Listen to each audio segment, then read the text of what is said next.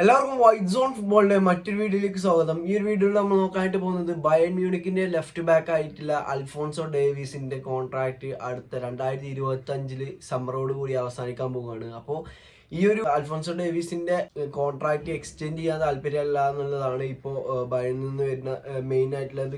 കാരണം ഈ ഒരു ഡേവിസിന് റയൽ മാഡ്രിഡിലേക്ക് ജോയിൻ ചെയ്യാൻ താല്പര്യമുണ്ട് എന്നുള്ളതാണ്. അതായത് ഇനിയിപ്പോൾ ഈ ഒരു സമ്മർ 2024 സമ്മറിൽ പ്ലെയറിനെ കൊടുക്കുകയാണെന്നുണ്ടെങ്കിൽ ഈ ഒരു ഫ്രീ ഏജന്റ് അല്ലാതെ അൽഫോൺസോ ഡേവിസിനെ ബയണിന് വിൽക്കാൻ സാധിക്കും. അല്ലാന്നുണ്ടെങ്കിൽ 25 സമ്മറിൽ ഫ്രീ ഏജന്റ് ആയിക്കാണ്ട് പോകേണ്ടി വരും ഈ ഒരു ഡേവിസ്. അപ്പോൾ ഈ ഒരു കാര്യത്തിൽ ഇപ്പോൾ വരുന്ന റൂമർ അല്ലാന്നുണ്ടെങ്കിൽ ഇപ്പോൾ വരുന്ന റിപ്പോർട്ടുകൾ എന്ന് പറയുകയാണെന്നുണ്ടെങ്കിൽ ഈ ഒരു ഡേവിസും റയൽ മാഡ്രിഡും വെർബൽ അഗ്രിമെന്റിൽ എത്തിയിട്ടുണ്ട് എന്നുള്ളതാണ്. അതായത് പ്ലെയറും ക്ലബും തമ്മിൽ, അതായത് റയലും ഡേവിസും തമ്മിൽ കാര്യങ്ങളൊക്കെ എഗ്രി ആയിട്ടുണ്ട് എന്നുള്ളതാണ് ഇപ്പോൾ വരുന്ന റിപ്പോർട്ടുകൾ എന്ന് പറയുന്നത്. ഇനി ഈ ഒരു ബയൺ മ്യൂണിക്കിന്റെ ആ ഒരു സൈഡും പാടെ ക്ലിയർ ആയാൽ എന്തായാലും ഈ ഒരു സൈനിങ് നടത്തും. എനിക്ക് തോന്നുന്നത് ഈ ഒരു എംബാപ്പന്റെ ചൊറ കഴിഞ്ഞിട്ടായിരിക്കും റയൽ മാഡ്രിഡ് ഡേവിസിന് വേണ്ടി പോവുക. അപ്പോൾ ഡേവിസും ഈ ഒരു സമ്മറോട് കൂടി റയൽ മാഡ്രിഡിലേക്ക് ജോയിൻ ചെയ്യാൻ സാധ്യത കൽപ്പിക്കുന്ന ഒരു പ്ലെയറാണ്. ഏകദേശമൊക്കെ പ്ലെയറിന്റെ സൈഡിൽ എല്ലാതും റയൽ മാഡ്രിഡിനായിട്ട് ഓക്കെയാണ്. ഇനിയിപ്പോൾ നമ്മൾ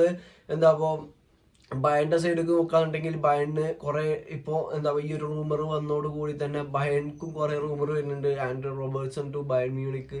അതുപോലെ തന്നെ മെയിൻ ആയിട്ട് കേൾക്കുന്ന പേര് തിയോ ഹെർണാണ്ടസ് ആണ്. അതായത് ലുക്കാസ് ഹെർണാണ്ടസ് നമുക്കറിയാം ബയണിൽ കളിച്ചിട്ടുണ്ടായിരുന്നു. അപ്പോൾ മൂപ്പര ബ്രദർ തന്നെ തിയോ ഹെർണാണ്ടസിനെ കൊണ്ടാണ് ഈ ഒരു ഡേവിസിനെ റിപ്ലേസ് ചെയ്യാറ്. അതായത് ഇപ്പോൾ AC മിലാനാണ് തിയോ ഹെർണാണ്ടസ് കളിക്കുന്നത്.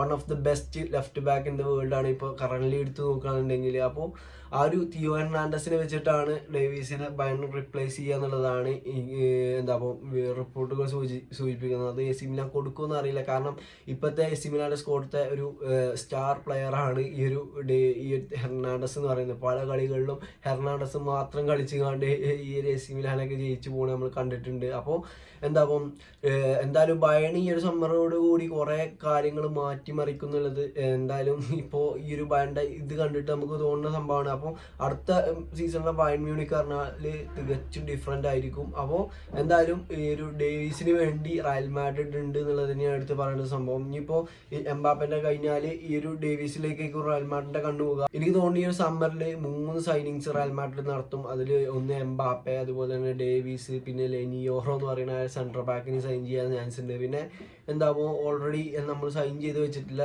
എൻട്രിക്കിനെയും പാടെ ഉൾപ്പെടുത്തിക്കാണ്ട് അടുത്ത സീസണിലേക്ക് 4 പുതിയ പ്ലേയേഴ്സിനെ റയൽ മാഡ്രിഡിന്റെ സ്ക്വാഡിൽ കാണാൻ കഴിയുന്നുള്ളതാണ്.